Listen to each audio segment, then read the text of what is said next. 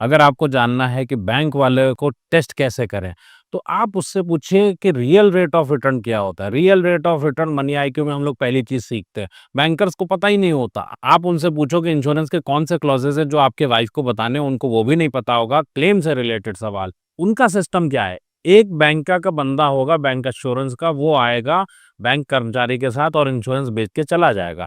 आपको कभी जीवन में पता ही नहीं चलता कि आपने खरीदा क्या है। आपको अगर बैंक से और सवाल पूछने तो पूछिए कि डायरेक्ट प्लान कैसे लेना है, मुझे ब्रोकरेज नहीं देनी, और देखिए उसके चेहरे पे क्या भाव आते हैं। पूछिए उससे कि short term capital gain, long term capital gain किस फंड में कितना होता है, कितने समय तक पैसा रखने से किस फंड में क्या होने वाला है। तो 90% चांसेस ये होते हैं कि उनको बाकी किसी का भी पता नहीं होता, सिर्फ अपनी बैंक का पता होता है कि उनके बैंक में कौन सा फंड अवेलेबल है।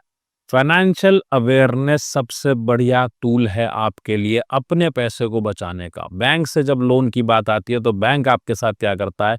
बैंक आपको आके बोलेगा, सर हम बैंक से हैं, आपको एक इंश्योरेंस लेना ही पड़ेगा और फला-फला आदमी से लेना पड़ेगा।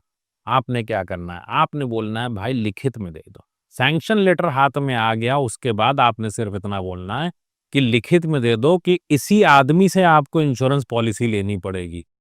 इतने रुपए की इंश्योरेंस पॉलिसी। अब मैंने क्या देखा, 1 करोड़ का लोन है। अब 1 करोड़ के लोन के ऊपर आपको अगर इंश्योरेंस देना ही था 1 करोड़ का, दे देते। 20 लाख का इंश्योरेंस दिया, क्यों? मकसद सिर्फ इतना है कि कमीशन आ जाए। 48 साल के व्यक्ति को अगर वो पूरा-पूरा इंश्योरेंस देने जाएँगे तो मिलेगा ही नहीं। बहुत सारे मेडिकल्स होंगे। बैंक को क्या चाहिए? सिर्फ और सिर्फ पॉलिसी इश्यू हो जाए। अल्टीमेटली अपनी सुरक्षा अपने हाथ में है। अपना पैसा अपने हिसाब से मैनेज करिए, स्किल के साथ।